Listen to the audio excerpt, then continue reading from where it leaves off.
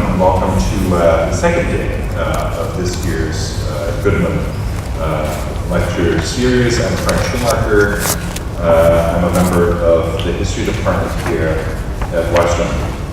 Just a quick reminder that this year's lectures and their discussions will be recorded and subsequently posted on the history department website under events.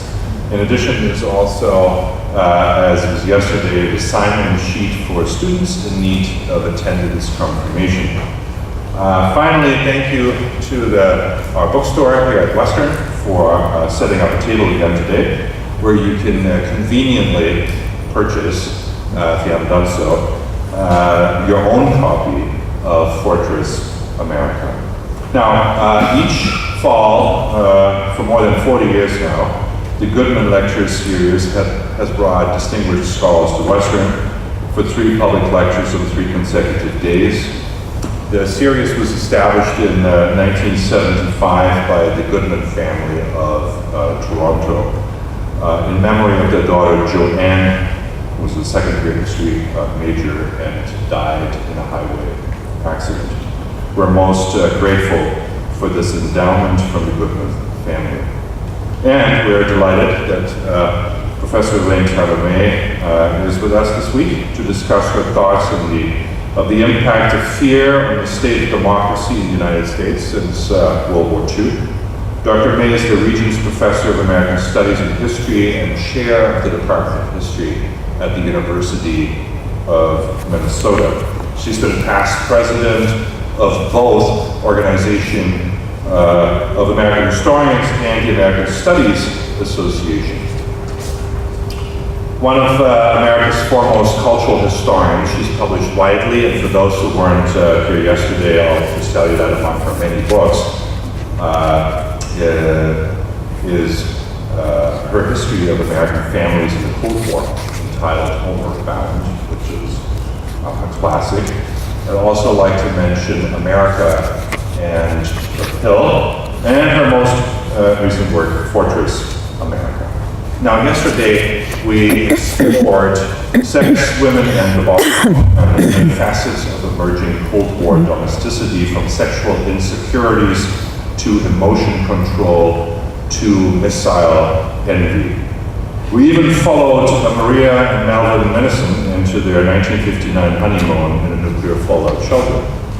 I'll turn it over now for Professor May for Quest for Security, Fear, and its Consequences. Thank you.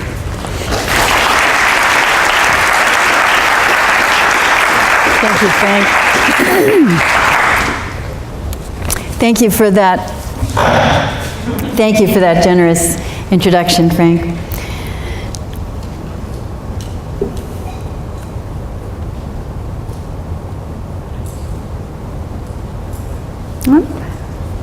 Go back. There we go. Okay. Americans have been preoccupied with security, both national and personal, since the early years of the Cold War. The question is, are we any safer as a result?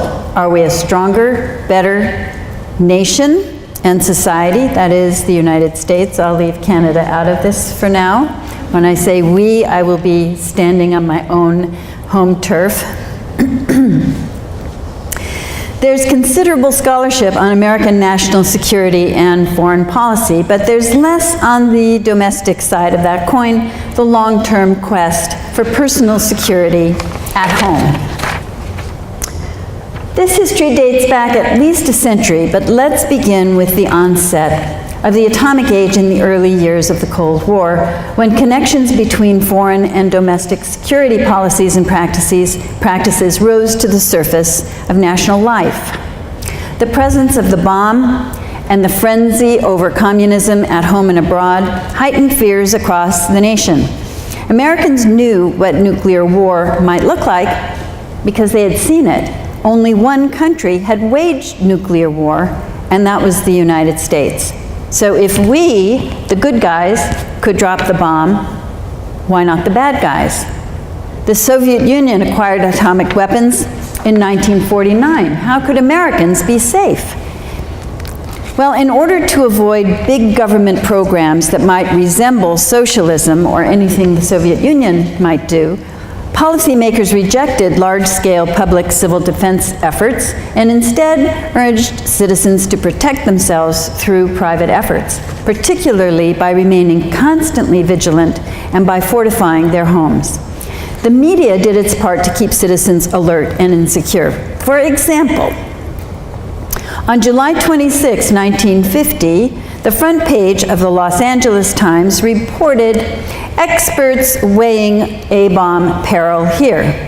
To help readers figure out their own likelihood of being incinerated, the paper carried helpful illustrations, as you see here. One map shows 6 hypothetical targets of atomic bombs dropped by the Soviet Union on Los Angeles, my hometown.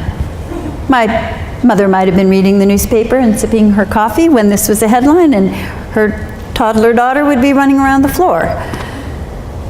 And there they were in, ordinary Americans' kitchens and living rooms, looking at these things as if they were there to educate and reassure.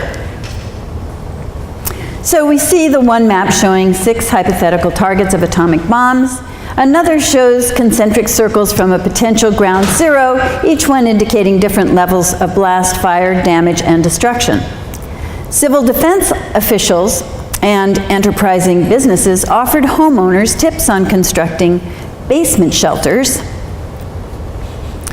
backyard bunkers, or even the all-concrete blast-resistant house for the atomic age.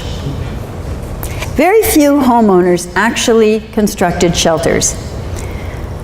But the message was clear. The world was dangerous, and citizens were responsible for their own safety. Over time, a domestic arms race developed parallel to the nuclear arms race. Citizens responded to perceived threats by fortifying their homes and by arming themselves. Soon, Americans could boast that they had more missiles and more pistols than anyone else. The United States nuclear stockpile constantly outnumbered that of the Soviet Union from 1964 to 1982. By the early 1990s, the percentage of American households with guns, the private version of the nuclear arms race, the firearms arms race, was far above other industrialized countries. Canada isn't too far down here, as you can see, but nonetheless far outpaced by the US. It was not only the atomic age that made citizens fearful. Domestic dangers were also real. By the late 1960s, crime was rising, and inner cities were exploding. While dangers were real, citizens responded with exaggerated fear and distrust, much of it now focused on crime. A 1974 study concluded, quote, "The fear of crime in the US is a fundamental social problem which has not yet received attention in proportion to its severity and which may well prove to be more difficult to treat than criminality itself." So this is a 1974 prediction that fear of crime might be a more dangerous thing to the country than crime. While it's difficult to quantify fear of crime, we do have poll data from particular years that indicate the level of fear. So we see that a poll taken, for example, in 1981 showed that while the chance of being murdered was a mere 1 in 10,000, that's the blue line down here, and becoming a victim of violent crime was just 6 in 1,000, fully 4 in 10 Americans reportedly said that they were highly fearful of assault. More than half said that they dressed plainly to avoid attracting the attention of attackers. A majority reported that they kept a gun for protection. So how did this happen? Long before crime filled the headlines and the airwaves, there was the alleged communist threat. Anti-communism was, quote, in the air, according to St. Paul native Patricia Hampel. She writes in her memoir of a profound terror that she felt as a child in the 1950s, unable to sleep for fear of, quote, communists who lurked in the dark. She did not know, quote, whether to watch for man or beast, goblin or reptile, malicious intent or natural disaster, something large and looming, or a thing so insidiously small that no degree of vigilance could assure safety. I didn't know. Noting the power of the new medium of television, she recalled watching TV shows, including the nightly news, which were filled with dire warnings about communists. Still, she wrote, quote, I could not concoct my communists. They remained simply dread. Well, such anxieties were not merely the figments of an overly active imagination. Private enterprise did its part to whip up fear of communists. In 1953, for example, a public service ad in Newsweek, which was promoted by Norfolk and Western Railway, pictured a frightened boy at home at night in a dark hallway with the caption, "You needn't be ashamed of being afraid in the dark, son. The darkness is a hiding place for confusion, greed, conspiracy, treachery, socialism, and its uglier brother, communism. In the USA, you are free to become vigilant, to see what's going on. If you ignore this responsibility, what you lose in the dark may be your freedom." Innocent children inside their homes appeared particularly vulnerable. Communists were not the only threat. The government was equally dangerous. A 1950 public service announcement in U.S. News and World Report, the magazine, from electric, light, and power companies warned of increasing government control and assured readers that the company was, quote, battling this move toward a socialistic government. So here you have the equation between a strong government and socialism. The ad pictured a small boy in front of a table holding 4 symbols of freedom: a key, a Bible, a pencil, and a ballot. The Freedoms Foundation, in a public service announcement, warned that, quote, it could happen here, with an image of a father apologizing to his son for his lack of vigilance. Now the boy will have to grow up under communism. As these ads suggest, gradually the home shifted from the place that provides protection to the place that needs protection. So we see here some images of privatized, sheltered kinds of domestic spaces that keep the family safe from the outside world. Another one, this is from House Beautiful magazine. Do the neighbors know your business? Good living is not public living. It's all about privacy. In 1964, the same journal, House Beautiful, commented on the shift from the home as protector to the home as needing protection with this full-page illustration of a fortified house with cannons, boarded-up doors and windows, alarms, guard dogs, locks, loudspeakers, and a large sign announcing, "Burglars go home." The Ladies' Home Journal followed suit in 1968 with an article featuring several gadgets that could be purchased to make the home more secure against intruders.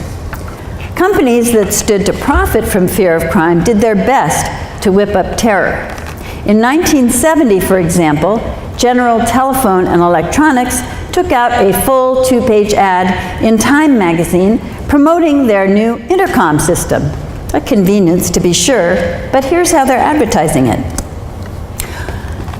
Who's downstairs ringing your bell? A friend or the Boston Strangler? These rudimentary devices eventually gave way to elaborate security systems, alarms, and safe rooms. The private security business in the United States increased from 17 from $17 per capita in 1970 to $208 per capita in 1991, a total industry increase from 3.3 billion to 52 billion. That's billions with B. By the early 21st century, consumers could contemplate a custom-built quantum sleeper, a bulletproof cocoon complete with CD and DVD player, microwave, and refrigerator. You can go online and order one, folks.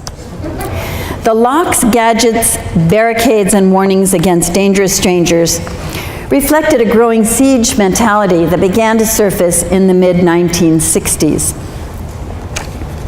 It wasn't just about crime.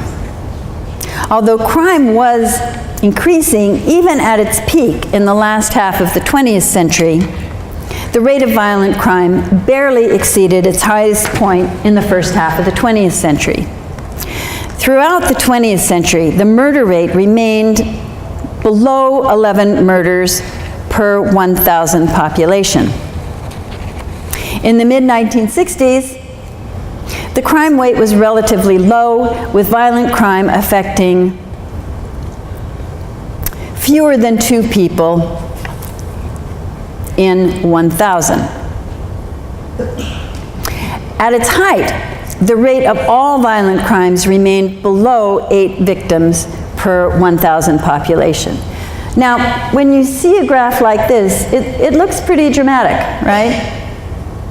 But if you notice, the actual percentages only go up to like 8% there, right? So let's flatten it out and see what it looks like. It looks like this. So violent crime is the blue line, and murder is the red line.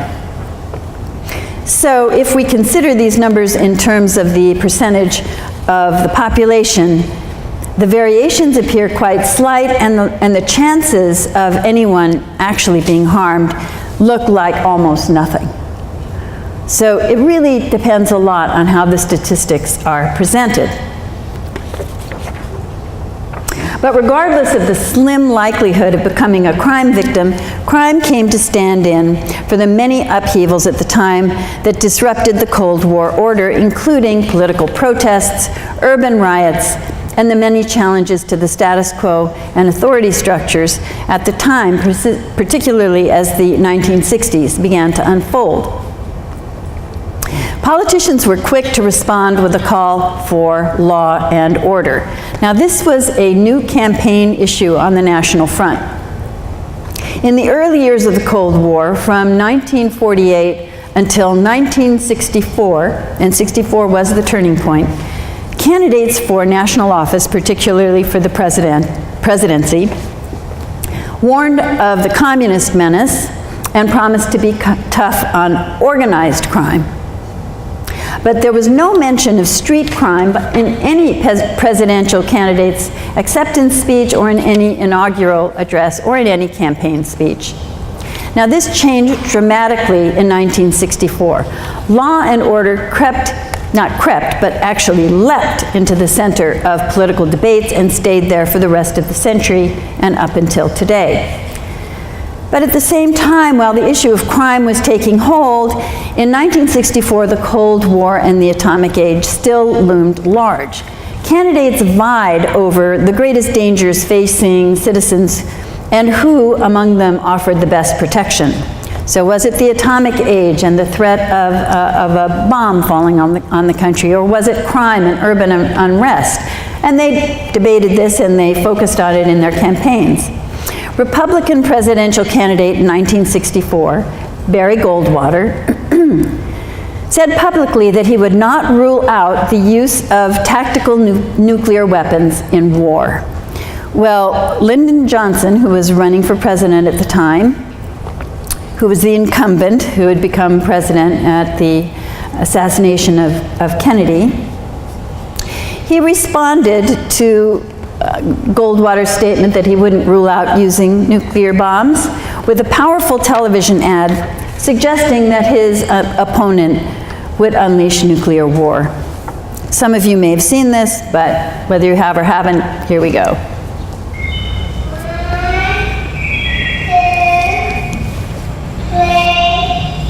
Return the lights. The light.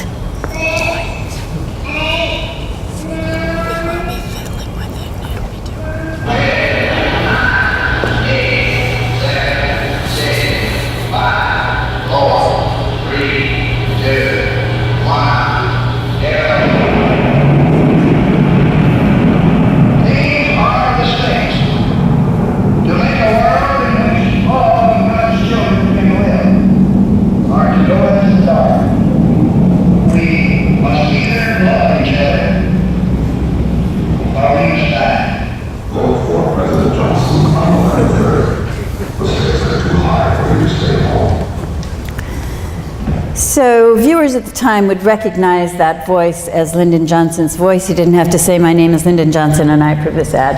His voice was very well known. So we must love each other or we must die. The ad itself was so controversial that it only aired once, and at that point it was pulled from the airwaves as a political ad. However, it received tremendous attention. It was shown over and over and over again in news programming. And they covered the controversy over this ad very extensively. The Daisy Girl herself appeared on the cover of Time magazine, and 2 major networks did stories on her. Many analysts claim that this ad ushered in a new era of television attack ad campaign advertising. So what did Barry Goldwater do in light of this advertisement by LBJ? He responded with his own fear-mongering, not about atomic war, but about crime, political protest, and social chaos.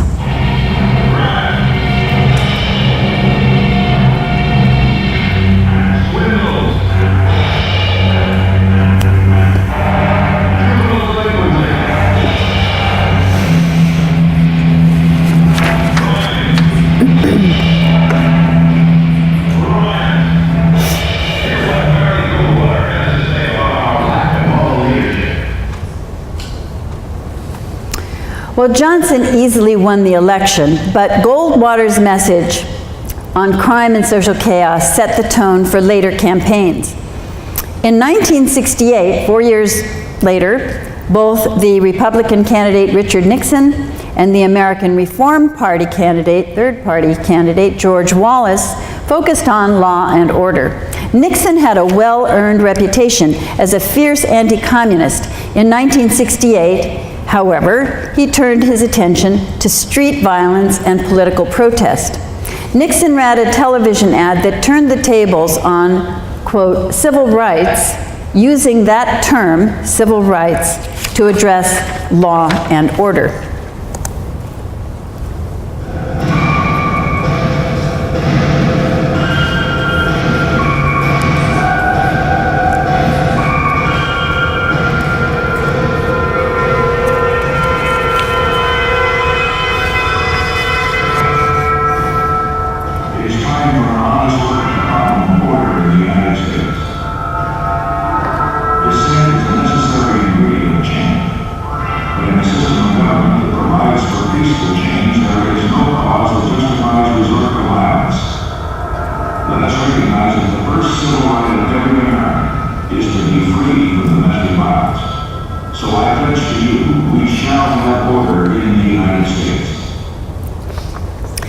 So you see here that Nixon drew no distinctions among crime, urban disturbance, and political demonstrations. He lumped them all into social chaos and danger. In the ad, an eerie shot near the end, as you saw, an eerie shot of an unclothed female mannequin torso tossed into the littered street underscored Nixon's pointed use of the term domestic violence, to convey public, not private mayhem. His subtle use of the language, he turned the terms of the Black freedom struggle and the feminist movement, civil rights on the one hand and domestic violence on the other, against them. The third party candidate running for president that year, George Wallace, had a well-earned reputation as an outspoken segregationist. In one ad, he combined an anti-busing message with a warning that city streets were dangerous, especially for women. So you probably know that in the US, busing was one response to segregation of public schools, where all white schools and all black schools were integrated using public transportation and busing, so that there would be a mix in these schools. So busing was very controversial. And here's what George Wallace had to say about these issues. Why are more and more millions of Americans turning to God on bus? Oh, as your children have buses across time. As President, I shall within the law turn back to absolute control of the public school system to the people of the respective states. Why are more and more millions of Americans turning to God on bus? Take a walk in your street or park tonight. As President, I shall help make it possible for you and your families to walk the streets of our cities in safety. So you can see the fear-mongering in these campaign ads. So that year, 1968, Democratic candidate Hubert Humphrey, who was Johnson's vice president and a well-respected Minnesota public servant, Hubert Humphrey was the only candidate to address crime as a social problem. And here was his 1968, one of his 1968 political advertisements.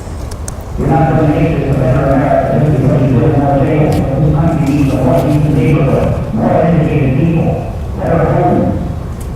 We need more jails. We can build them. That's not to be the highest objective of the presidency of the United States. I do not believe that repression alone builds a better society.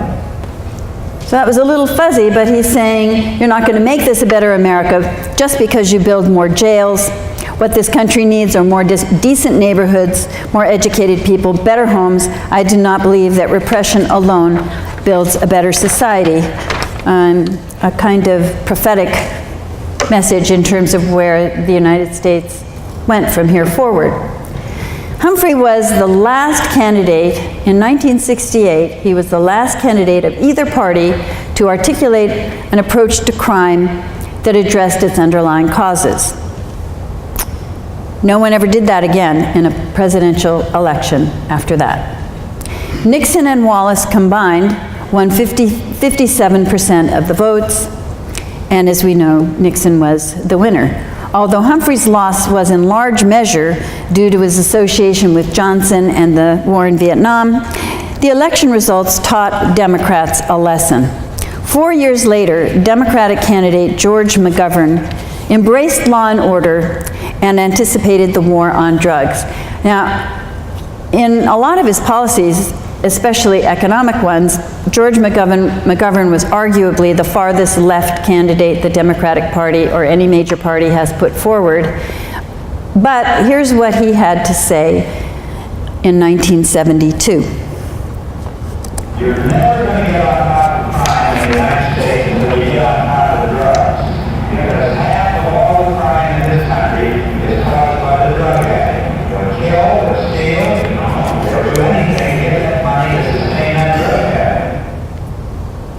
The media contributed significantly to whipping up fear by focusing on rare but heinous crimes to an extent far out of proportion to their frequency. Television and newspapers contributed to exaggerated fears of random violence. As the civil rights movement and feminism brought more African Americans and women into the public arena, the media reflected the backlash against those movements by reviving the age-old trope that black men were a danger to white women. The popular press saturated readers with the message that attacks on city streets were practically inevitable. As early as 1963, the magazine U.S. News and World Report exhorted women, quote, "First scream, then scram. Muggings, rapes, and assaults have become common." which of course they were not. The Washington Post warned women not to, quote, walk around alone at night, to keep all doors and windows locked, and to install burglar alarms. By 1970, Time magazine asserted that, quote, the most crime-prone segment of the population, poor urban youths aged 15 to 24, will increase disproportionately at least until 1975. Sheer demography adds a racial factor. Half the nation's blacks are under 21. Not subtle. No euphemisms there. Pure racist prediction, right? Young blacks were, quote, crime-prone, and their numbers were increasing. Time warned its white readers that, quote, it is chiefly young black males who commit the most common interracial crime, armed robbery. These messages were profoundly misleading. The most likely victims of violent crime, then as well as now, were men of color. The least likely victims were white women. Moreover, women were much safer statistically on the city streets or even in a dark alley in the middle of the night than they were in their own homes, where most violence against women occurred. Nevertheless, the media focused on women who ventured out onto public streets as particularly vulnerable to attacks by strangers. Not surprisingly, public opinion polls showed that women were most likely to fear becoming a victim of crime, even though they were actually the least likely to be victimized. Well, Hollywood did its part to foster fear and encourage citizens to take crime control into their own hands, vigilante style. The very popular Death Wish films starring Charles Bronson began in 1974 and continued into the 1990s. The plots of all 5 increasingly violent Death Wish films follow the protagonist whose wife is murdered and daughter raped by a gang of thugs who break into their home. The villains in these films are usually portrayed as racial minorities and white hippies who commit mayhem. The ineffectual police can do nothing. The main character, a New York City architect who had been a gentle, loving husband and father and a, quote, bleeding heart liberal, is transformed into a gun-toting vigilante out for revenge. Let's take a look.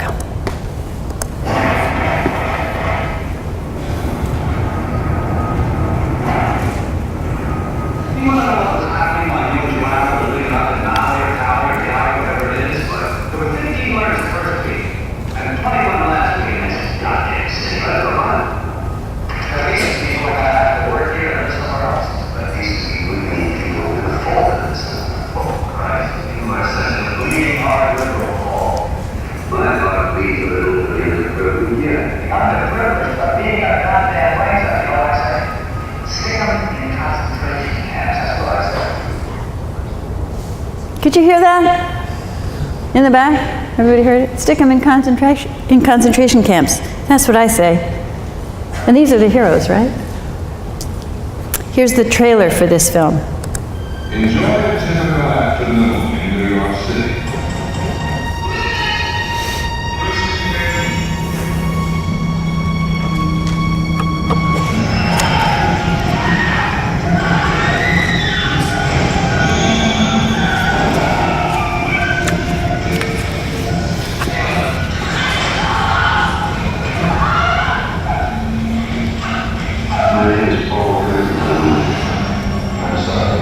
She died in the prison.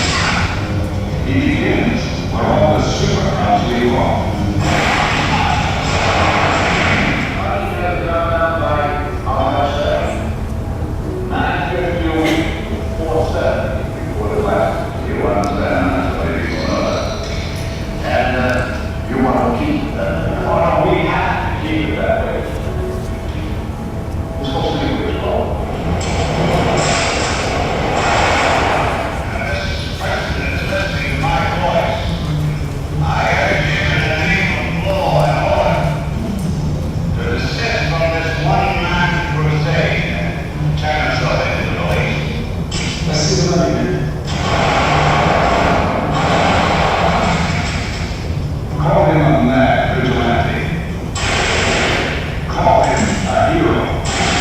Either way, he's always on target. Now you don't have to see the movie. You get the whole plot. Viewers report that audiences in theaters stood and applauded when the hero shot the first mugger. At least one viewer boasted that he went out and bought a gun after seeing Death Wish. Many other popular movies carried similar themes, with violence providing the solution. During the Reagan era of the 1980s, the proportion of films ending in violence increased steadily, reaching 30% by 1990. Vigilante justice was not just confined to movie screens. In December 1984, Bernard Goetz, a white subway passenger, shot 4 black youths when they tried to rob him in a scenario much like the one depicted in the first Death Wish movie 10 years earlier, in that subway scene with the guy reading the newspaper. Goetz quickly became a folk hero. Although he was charged with attempted murder, assault, and several other crimes, a Manhattan jury acquitted him of all the crimes except one count of illegal possession of a firearm, which would not, in all likelihood, be illegal today. According to a Newsweek poll taken 3 months later, 57% of respondents approved of Goetz shooting the youths. Half said they had no confidence in the police to protect them against violent crime. U.S. News and World Report was quick to comment with a telling political cartoon depicting the inside of a crowded subway car. All the passengers are armed to the teeth, including elderly women, as one passenger reads a newspaper with the headline, "Muggings Down." The message was clear. The way to stop crime was for citizens to carry weapons, become vigilantes, and protect themselves, like Goetz.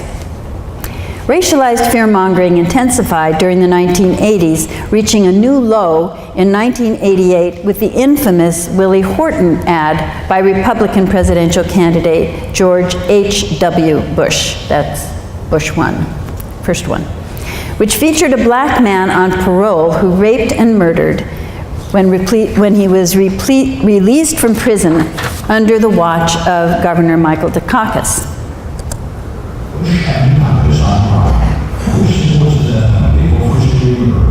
Dukakis not only opposes the death penalty, he allowed first-degree murderers to have again passes from prison.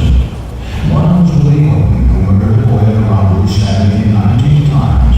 Despite the life sentence, Horton received 10 weekend passes from prison.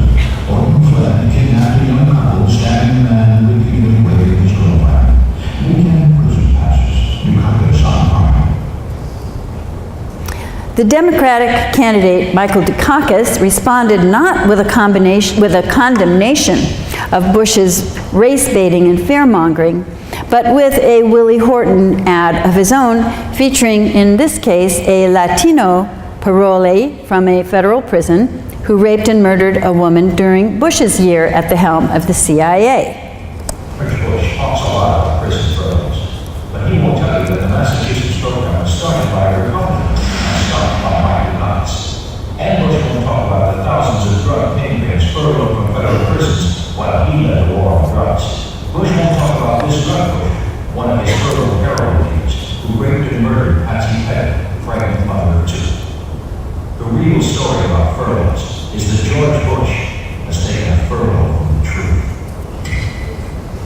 So these kinds of messages had an impact. One study found that white viewers who were asked expressed that their fear of crime increased when the criminals portrayed on television were racial minorities, but the fear of crime did not increase when the criminals portrayed were white. So are they afraid of the crime, or are they afraid of the racial identification of the person being portrayed? In the 1990s, although the crime rate declined, fear continued to rise. Between 1989 and 1994, the percentage of those polled who said they were truly desperate about crime nearly doubled, from 32% to 62%, just in those 5 years, from 1989 to 1994. And what's going on during this time? The actual violent crime rate is decreasing. As movies like Death Wish suggested, many people had little faith in government authorities and law enforcement. Because of a widespread belief that police could not be trusted to protect citizens and may not be around when needed, which was the message certainly of the Death Wish movie and many others, private security companies began patrolling neighborhoods. From the 1970s onward, expenditures for private security exceeded expenditures for public law enforcement. A New Jersey security agency, for example, offered a family protection plan that provided personal bodyguard service. Customers began hiring bodyguards to take them into New York City or to go shopping. During the 1980s, the employment rate in the private security industry increased dramatically and far outstripped the rate in law enforcement, which declined. By 1994, public perception of crime as the most important problem in America reached an all-time high. The Cold War was over, but the war on drugs took its place. Bringing atomic age fears full circle, in 1996, a TV ad for Republican presidential candidate Bob Dole began with the same footage of the little girl with the daisy taken from 1964 in the ad for Johnson. 30 years ago, the biggest threat to her was nuclear war. Today, the threat is drugs. Teenage drug use has doubled in the last 4 years. What's been done? Clinton cut the Office of National Drug Control policy by 83%. And his own Surgeon General even considered legalizing drugs. Bill Clinton said he would the war on drugs and change America. All he did was change his mind. America deserves better. So Dole's ad reflected the continuation of a trend that began in the 1950s, which was a panic over juvenile delinquency and, of course, the war on drugs. Children, while often portrayed as vulnerable, also appeared as threatening. Although the crime rate was declining rapidly in the 1990s, especially crimes committed by youths, polls revealed a vastly exaggerated sense of danger. In 1994, juveniles committed only about 13% of all violent crimes, but Americans polled at the time believed that juveniles committed 43% of violent crimes, 3 times the actual proportion. So not simply afraid for their children, Americans were becoming afraid of their children, especially black children. In 1996, Princeton political scientist John DiIulio made a startling prediction. Looking at demographic trends, he asserted that by 2005, the number of 14 to 17-year-old males would increase by 23%, and that the rate would be rising faster among black children than among white children. Assuming that black boys would necessarily become violent teenage criminals, he coined the term super predator and called the trend a, quote, ticking time bomb that would unleash a storm of predatory criminals on the nation. His predictions were widely circulated, and I mean widely. The country was just flooded with his message about super predators in television and newspaper stories all over. Now, his predictions never happened. The youth crime rate declined dramatically from the point of his declaration about super predators. In fact, it was already declining when he did this and continued to. Nevertheless, that perception continued, and we hear it even today from the occupant of the White House. False and frightening predictions like DiIulio's had an impact. Black people were incarcerated far out of proportion to their crimes.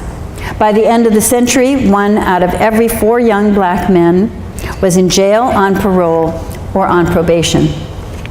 For-profit prisons expanded across the country with financial incentives to keep more people incarcerated for longer periods of time.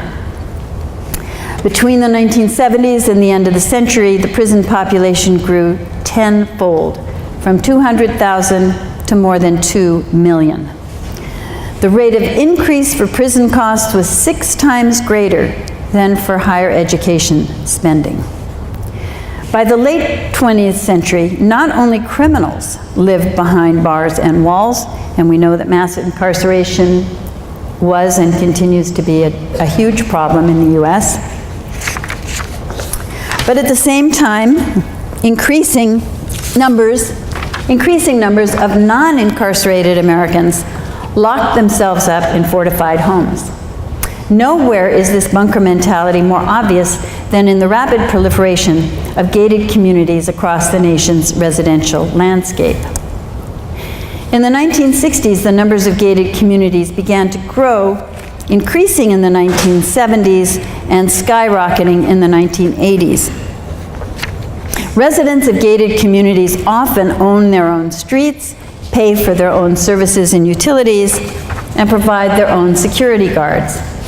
An illusion of safety makes the wide streets actually more dangerous because cars speed and children play without the wariness that they gain when they're actually living on public streets and have to watch out for themselves. In some cases, privatization in these communities actually makes these neighborhoods less safe.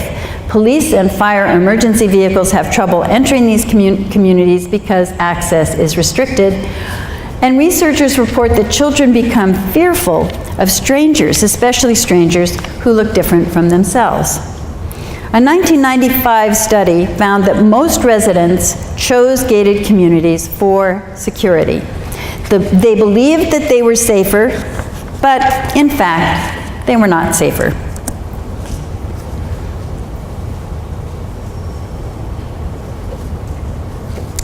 There was actually no significant difference in crime rates between gated and non-gated communities with residents of similar income levels.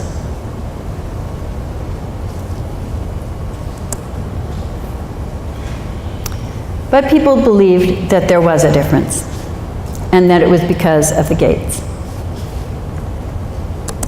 Unfriendly warnings and barriers did little to keep out crime, in part because some of the residents who lived inside of gated communities committed crimes against their neighbors. Perhaps the perfect symbol of the trend toward privatization and individualized protection is the sport utility vehicle, the SUV. Although sales of SUVs declined in recent years due to rising gas prices, but then went up again when gas prices went down, you see a variation in these sales according to the price of gas, not in terms of anything else, really.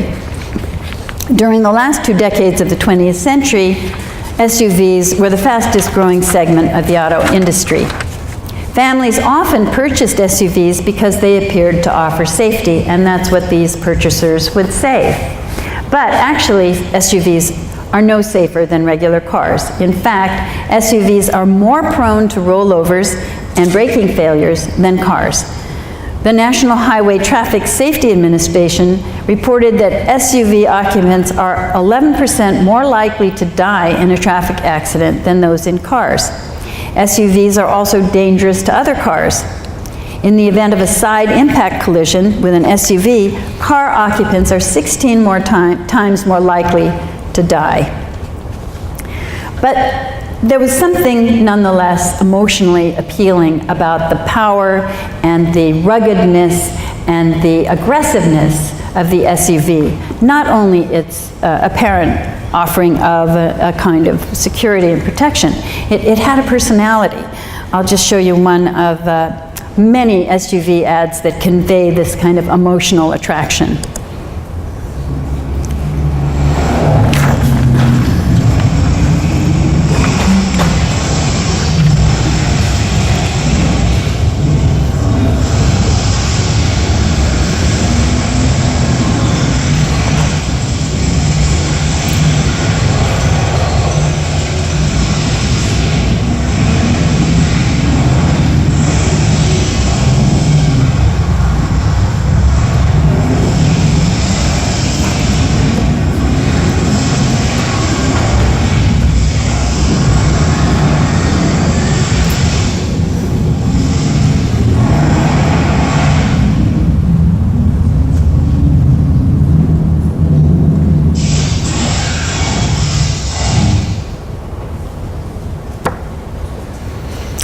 So, the last incarnation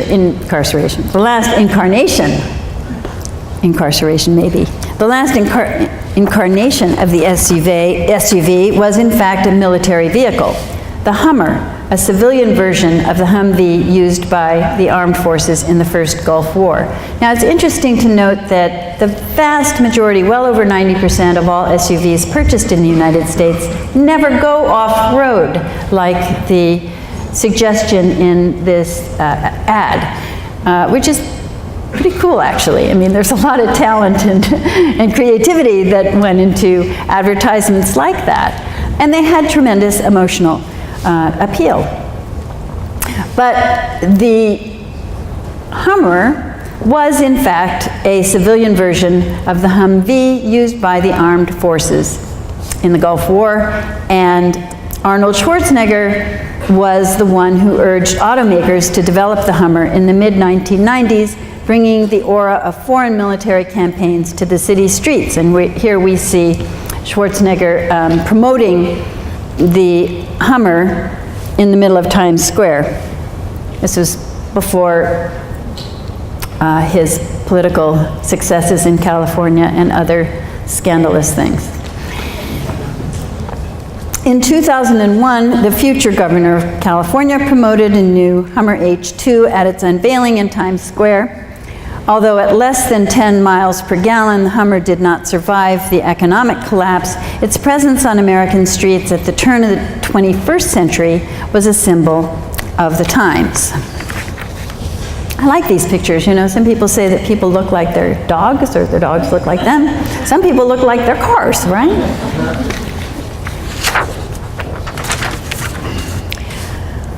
By the end of the 20th century, long before 9/11 and new security fears, Americans had altered the way they lived because of fear of crime. A study shows that in 8 major cities, nearly half of all Americans changed their lifestyles to avoid crime, not by not going out alone at night, by avoiding downtown areas of major cities and subways, and avoiding contact with people who look or seem dangerous to them. Many parents, dubbed helicopter parents, are so worried about their children's safety that they hover over them, refusing to let them out of their sight. A vigilante mentality permeates society. 40 states now allow citizens to carry concealed weapons, and 33 states have stand-your-ground laws, which have made vigilantism legal, with, in many cases, disastrous results. So now, if you live in a state with a stand-your-ground law, it means that if you think that someone is going to harm you, if you are afraid, fear is an adequate justification for using legal force. Okay? You see somebody coming towards you and you're afraid of that person, you can use legally use deadly force and kill them. And that is true in 33 states in the United States right now. So are we safer? Are we more secure? We Americans, I don't know about you Canadians, I think you're not down this road so far. As the 21st century unfolds, there's little evidence that Americans are safer or more empowered as a result of more weapons, more gated communities, and more muscle cars. But the security obsession has created an armed and bunkered citizenry. There are more guns on the streets and locks on the doors, walls around neighborhoods and along the nation's borders. Citizens don't trust one another. Hostility to government and lack of concern for the common good may have made the nation considerably less secure.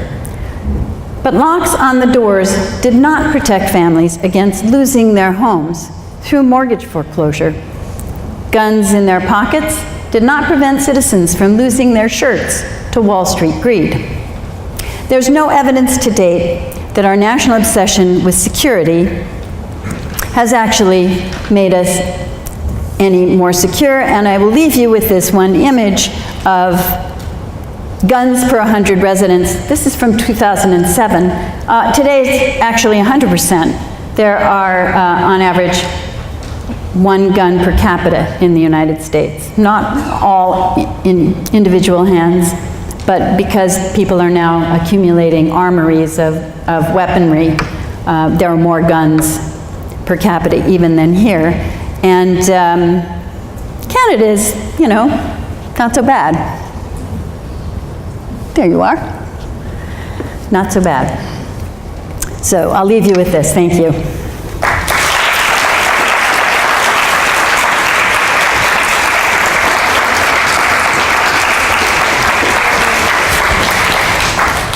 So I think we have a little time for discussion. If you have comments, questions, additions, subtractions.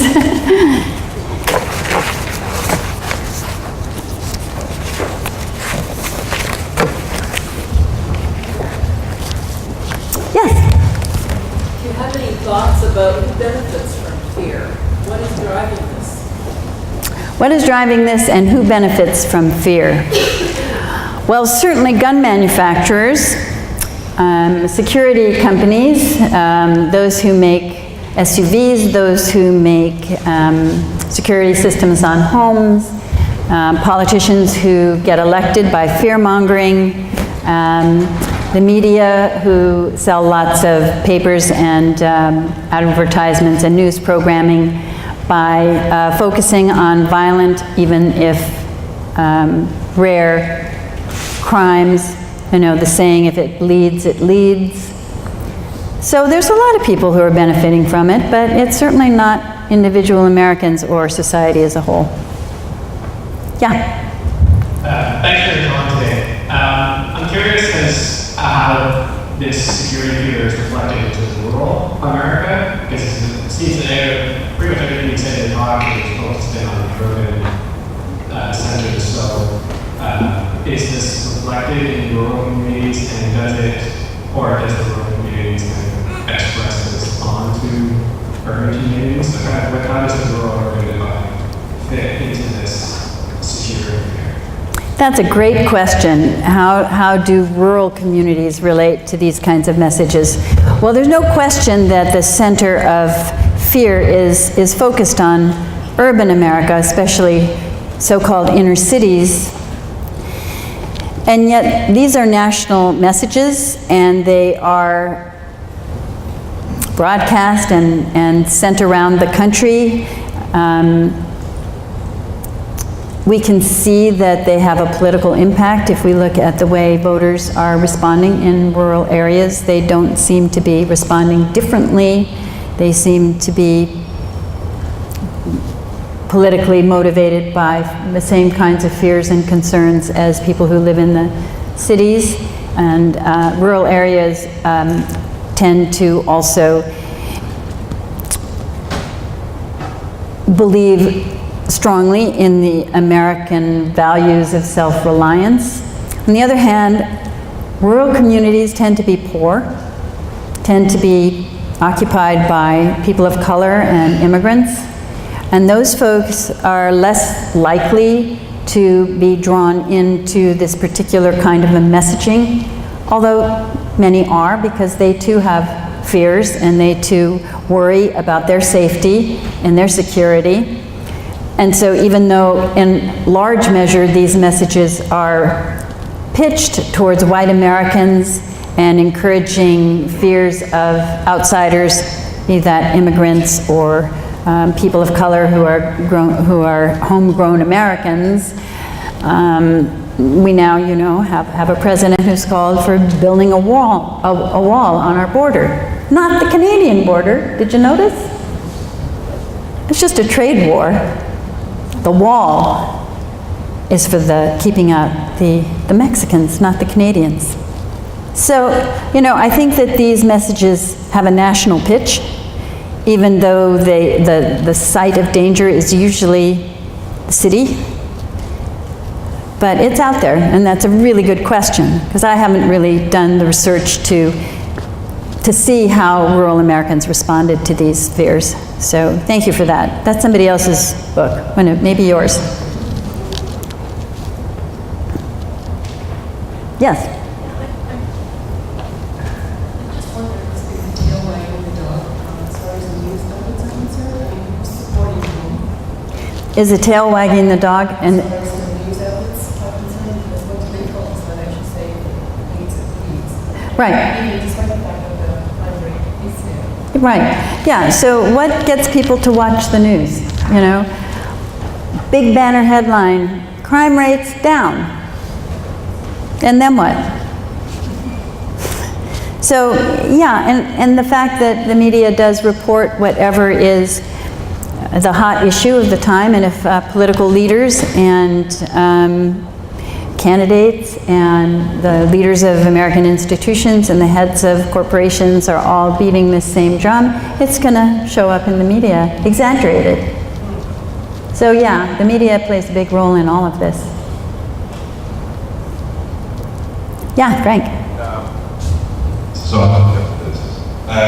essentially what I take from all these statistics and from these explanations is that there's this massive cognitive disconnect between what actually is and what's being projected, right? What's being projected, I think the question was before, for whose benefit is this being done? Is it being done to stabilize power differences? Is it being done by the state to control its citizens? Is it being done by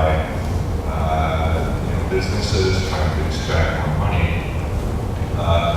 One of the insights of research and nuclear weapons research is that in the 50s, this came up for the first time, I think, that emotional management requires a very fine adjustment of scaring people and reassuring them. And that when you scare people for a long time, they numb and they don't respond anymore to the threat. So if you want to have a big budget for nuclear weapons, then you need to make sure that people think that it's really scary, we need more weapons. But if you scare them too much, then they're going to think, well, what's the point of getting more weapons? We're going to die anyway.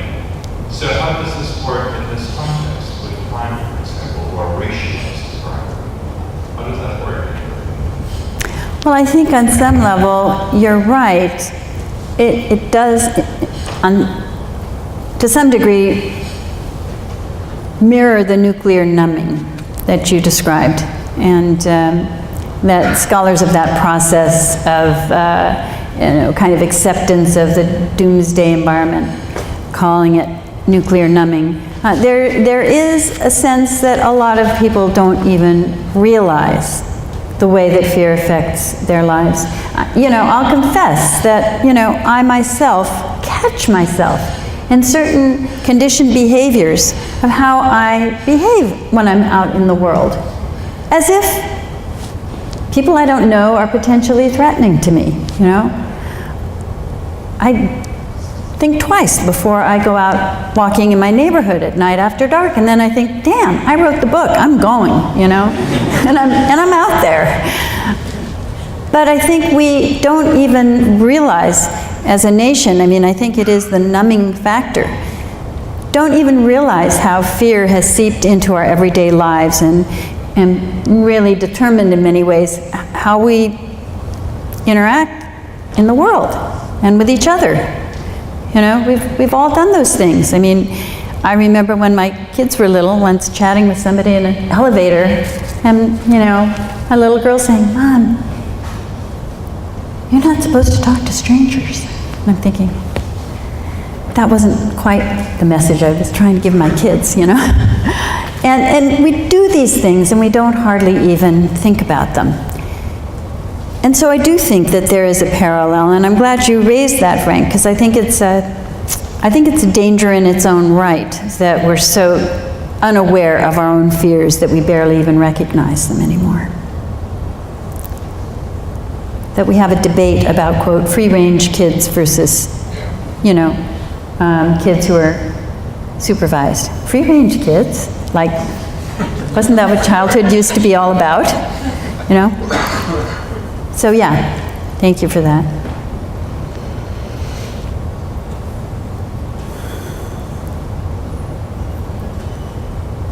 Is this going on in Canada? Anything like this? You're way down here. in terms of weaponry, but are there similar kinds of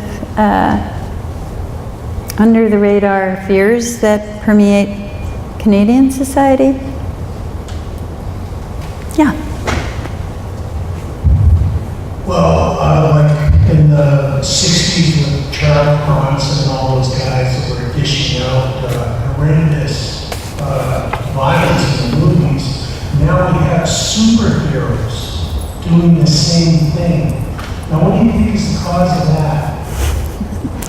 I hate those movies, so I don't really watch them too much, but I did have a student who did a little primary source presentation the other day in my own class and just deconstructed it in completely Cold War criminology terms. And it's definitely still out there, for sure. And, you know, fiction carries it, superhero comic books and movies carry it. It's definitely permeating our culture in many ways, and probably yours as well, right? No? Yes? I haven't spent enough time in Canada to watch enough TV. Yeah. It's not that long ago that we had a right federal prime minister who was promoting much more in the way of penitentiaries and much less in the way of social programming. And what was the long-term impact? I mean, did it, you know, because that's been going on in the US for decades, the erosion of spending for higher education or schools in general, and the increasing expenditures for incarceration. Yeah.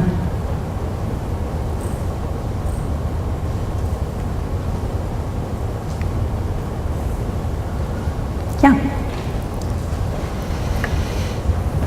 I was wondering if you could speak a little bit more to how this phenomenon of fear and law and order moves from the sort of stereotypical, like Nixon running on it in '68 and Wallace to a broader, like the Mcgovern clip and the response to the Fort Mann structure. You suggested in one of your answers earlier that some of the motivation of these might be sort of targeted racial messaging, right? And that this appeals to white voters, and so it's going to be put out there. Do you see other factors that contribute to the sort of broader spread outside of the right, broader political discourse?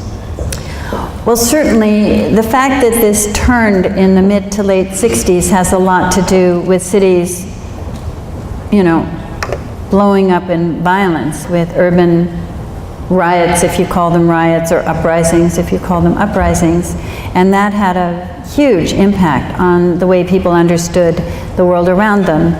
And it made people afraid. Instead of stepping back and saying, why is there so much anger out there? It was, oh my gosh, this is going to spread into our neighborhoods, and this is a symbol of just absolute social chaos and unruliness. And in the same way that Nixon played up urban disturbances, that message came to especially white voters as a sign that the society was unraveling at the seams, rather than a sign that people of color were not going to accept the status quo anymore. And so, you know, when people are desperate and they don't have access to what we think of as the kind of normal channels of social change, then things are going to explode because of the pent-up frustration. But by the late 60s, there was very little patience for that. This was also the time when the civil rights movement, which had a lot of support from the North, from northern whites, when it was in its nonviolent phase, as it became more militant, when you have black power, when you have, you know, when you have the Black Panthers showing up in much more aggressive, militaristic-looking formations, and, you know, with weapons and all of that, it kind of stoked these assumptions, even though, you know, the Black Panthers were mostly about free breakfast, you know? So it's a really good question. A lot, I think, went into that shift.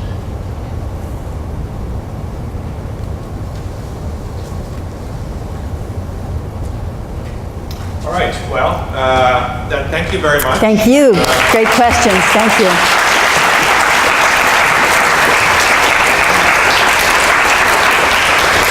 Now, the question, of course, is how does this continue after September 11th, 2001,